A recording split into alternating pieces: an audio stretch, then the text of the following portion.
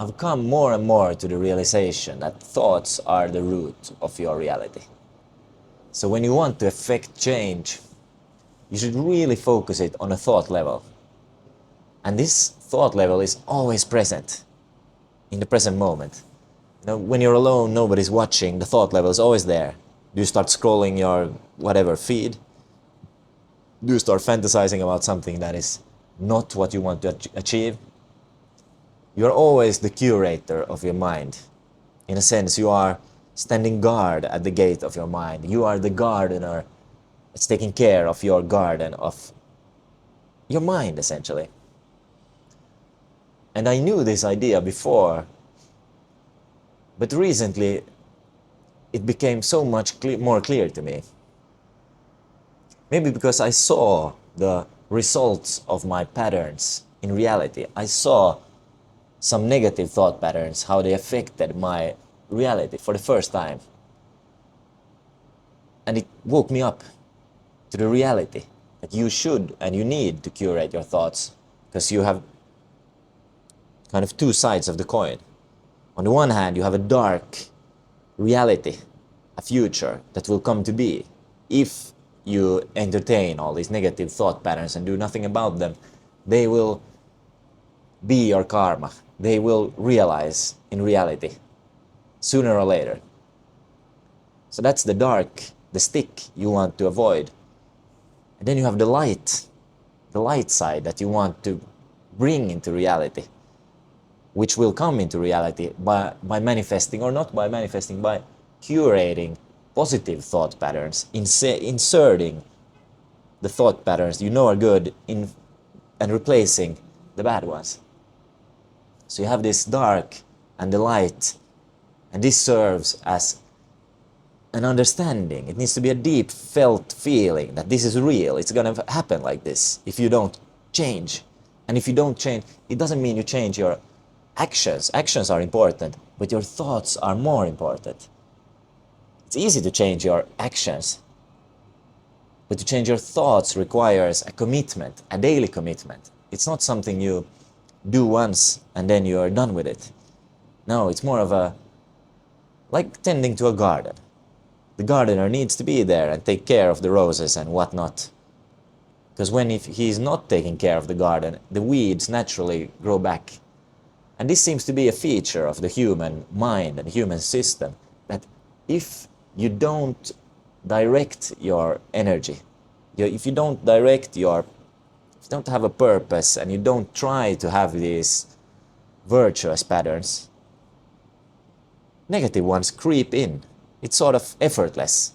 It's effortless to eat sugar. It's effortless to watch the feed. It's effortless to do these short-term things that are not good for you long-term.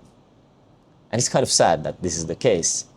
But it makes it meaningful then that you are in this battle against short-form negative patterns, darkness, where you are trying to fight for the light, long-form, positive patterns, being courageous, being loving, being kind, being all these things, understanding, improving yourselves, improving yourself. It's such a varied concept. You can always find some aspect of yourself you can improve, be it the hardware or be it the learning something new, reading a book, writing a letter to a friend or your partner. There's so many ways to improve, and we are in this battlefield of sorts between light and dark, good and evil. You might not take this seriously. You might just see this as like a intellectual stimulation, a fun way of, at least for me it was for a long time, just stimulating ideas, thinking about patterns and spirituality and light and dark, and it wasn't felt reality.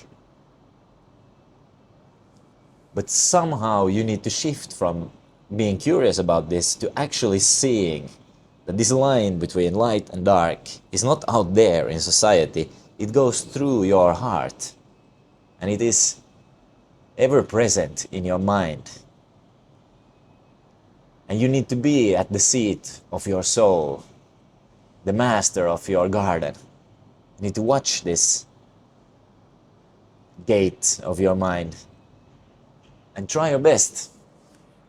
You're only human after all. You can only try your best. You cannot realize and then just keep on winning. No, you try your best to realize this ideal that you can come up with.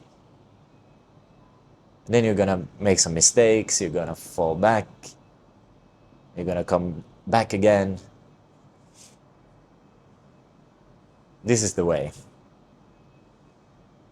But it's a daunting task, because like a garden, you cannot leave it untended. So this, if you commit on this journey, it's a long-term thing. One very concrete thing I've noticed that is super useful in this path is this concept of patterns. We human beings, we love patterns. And patterns, I mean patterns of behavior and patterns of thought. We have thousands different of patterns. You're kind of used to, when you interact with people, you have a certain way of doing it. When you solve problems, you have a certain pattern you're following. When you're feeling, for instance, distressed, sad, or bored, you usually have a pattern of dealing with that negative emotion.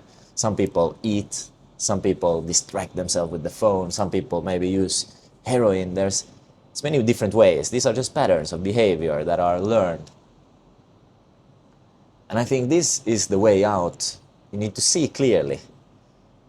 Like the root word of wisdom is to see clearly your own patterns and see which ones are serving you and which ones are not. And then the way to replace these patterns is quite simple in the end. And in many things it's devious, because it's simple but difficult at the same time, because you need to do it every day.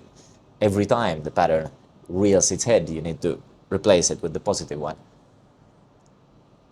So for example, you have this pattern of whenever you're feeling sad or bored, you eat. If this is your pattern, you need to understand that this is your pattern and understand that it doesn't serve you. And you need to replace it with something else. So whenever you're feeling sad or bored, perhaps you're supposed to sit and be with that sadness or boredom. Perhaps you're supposed to write, or you're supposed to create. Do something different from your pattern and start replacing it. Now this is a very clear pattern, because it's a pattern of behavior. The more interesting patterns, in my mind, are the patterns of thought. Like, for example, you can have a pattern of being critical. This is something I've dealt with a lot. Like, you see the negative instead of the positive. You see the stains on the window instead of the beautiful sunset. You see in your partner, in your relationship, you focus on what is wrong instead of focusing on the beauty of what is right. This is also a thought pattern. A pattern of thought that you have picked up somewhere. Maybe you picked it up from your parents, maybe you picked it up randomly when you were walking home to school at 7 years old. The neurons kind of clicked, boom, and now this is a pattern of behavior, and I'll be dealing with relationships this way. There are many of these thought patterns that are clearly detrimental. Like another thought pattern that isn't ideal, let's say, is a thought pattern very relevant to the 21st century, I think, is you constantly seek entertainment. You constantly seek dopamine, distraction. And this is a very general one, because it can be you seek sexual content. We live in this hyper-sexualized society online and in reality, or you seek scrolling on the feed, or you just seek distraction, and you're not able to enjoy the long-term stableness of some of the most beautiful things in life, because you're constantly seeking this novelty, this like excitement, short-term excitement over long-term satisfaction. I think this is a peculiar problem for the 21st century. In some ways, we human beings are still halfway between animal and some higher conscious beings. You can see kind of the ideal, the conscious, thought, beauty, art, but we also have this tendency for our more base emotions, like animalistic urges, anger, all these things. So it's a constant tug of war, and I don't mean to say that all of these lower base emotions and thoughts are bad. No, you need some of them sometimes. But if your first thought is always kind of your base animalistic thought, then you're not capable of living a long-term, beautiful life in a garden of your creation. In some ways, I can see what Jesus meant by the kingdom of heaven. Like this Garden of Eve being not some outer place, but your internal state of mind. Like the kingdom of heaven, which is hard to enter, most people take the broad road to wherever you go. There's only a few small that enter to the difficult road to the kingdom of heaven. I think this is your internal state. How you feel and how you act, how you think. If you think and feel and act in a virtuous way, your reality will be virtuous. And it will feel like heaven. And the opposite, if you think, feel and act in sinful or negative patterns, your reality will become more like that, hellish. So I think this is what the sect of Christianity originally was about. Kind of consciousness and consciously seeing yourself and trying to form yourself to be more heaven-like. There's other ways as well to looking at this is the modern neuroscience has come to the conclusion that we are all creating our own reality in our minds all the time. So you are, in a way, simulating the outer reality in your mind. It's like a dream. And we all have our own dream. And you get stimuli from the outer world through the, all the senses, eyes, ears, touch, whatever. But this is all just stimuli that the brain then uses to create this virtual reality of sorts.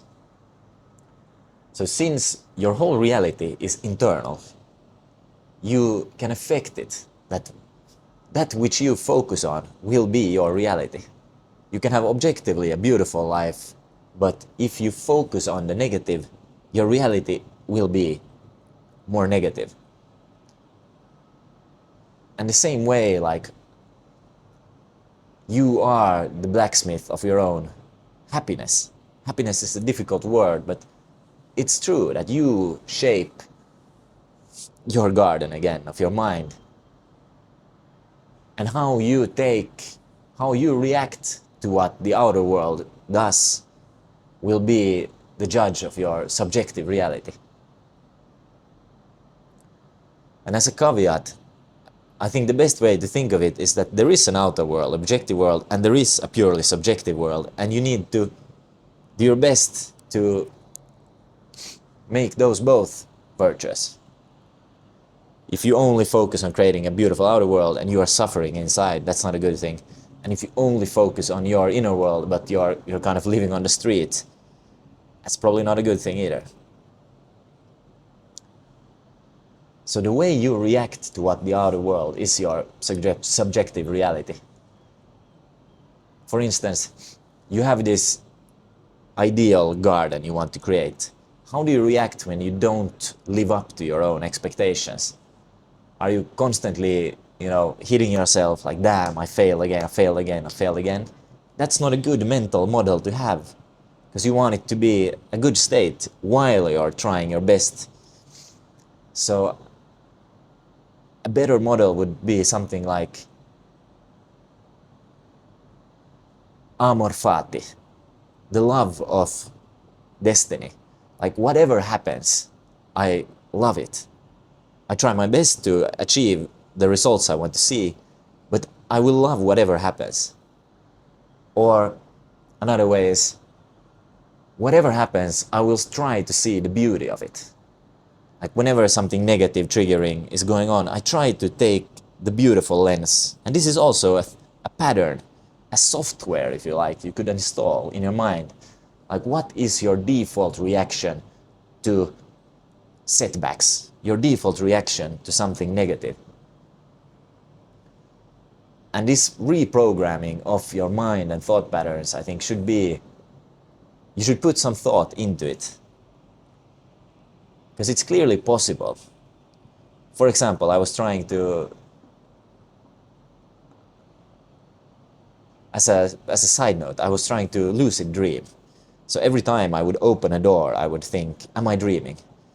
And it only took maybe a week, and it became second nature. Like every time I was opening a door, I was thinking, like, am I dreaming? Am I dreaming? So the same way you can install patterns, just requires effort. Like all good things in life, they will not come free. You will have to sacrifice. Probably some of your base instincts will have to go. Not all of them, but you will need to cut off a little bit of the animal and take the seat of your soul, be the master of your fate, be the gardener of your garden. I also like the element of don't worry too much. Life is not that serious. It's quite mysterious in the end, life. We don't have it all figured out. Nobody has it all figured out. So don't, while this is a serious thing, try to cultivate your mind. Don't stress too much about it. And this is what it makes it so nuanced, I think. This type of trying to understand thought and trying to teach mental models, thought patterns, is quite difficult to do. I think this is why we don't teach it in schools. This is like a super missing thing in schools, I feel. Like this kind of driver's manual to your own mind or the human body. Like this, here are some tools and some models and some normal pitfalls. I think it would be very useful to know. But the reason why we don't teach them is because it's difficult. And it's not black and white. It's super nuanced.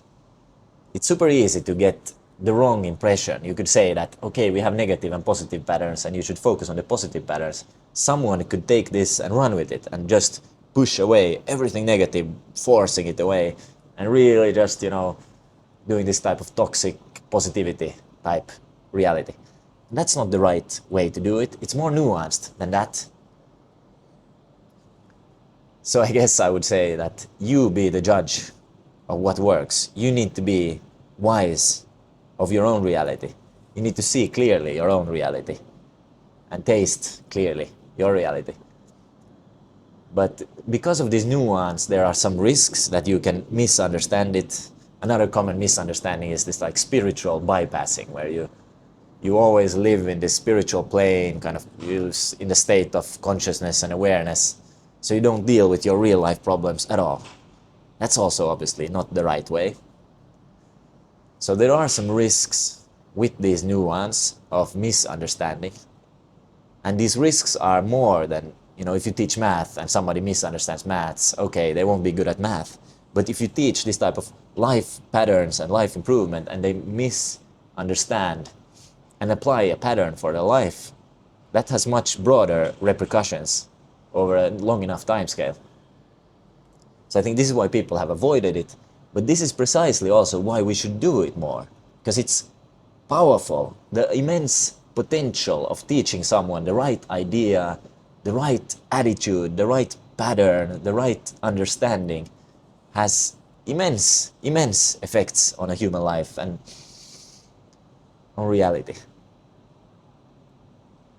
So we should do this more clearly, I feel, more actually trying to do it, and trying, of course, being open that there's risks, but the reward far outweighs the risks of trying to understand and seeing clearly the patterns of human beings.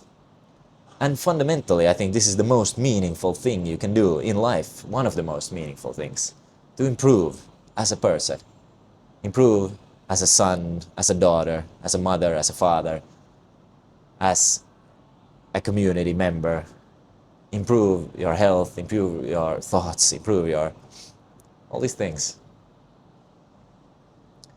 So it's meaningful, and furthermore, it's necessary in the 21st century. This is now a crucial, it's always been a crucial moment for humanity, but now it seems even more crucial. We have all this power, and many people have said this before, we have all this power, but we lack a lot of wisdom. We lack the wisdom to use it. So let's try at least to accelerate wisdom in humanity. Try to accelerate the wisdom of human beings. I think it's important.